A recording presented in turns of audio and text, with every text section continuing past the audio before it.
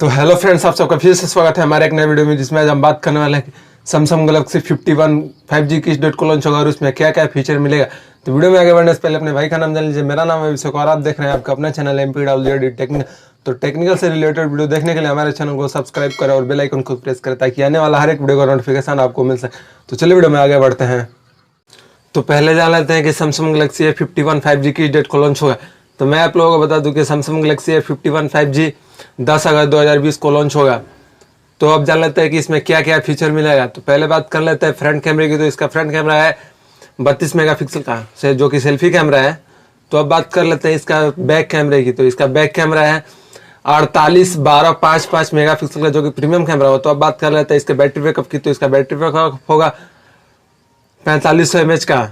तो अब बात कर लेते हैं इसका डिस्प्ले स्क्रीन की। तो इसका डिस्प्ले स्क्रीन होगा 6.5 इंच का जो कि HD डिस्प्ले होगा। तो अब बात कर लेते हैं इसके रैम की। तो इसका रैम होगा 6 GB और एक्सटर्नल मेमोरी होगा 128 GB।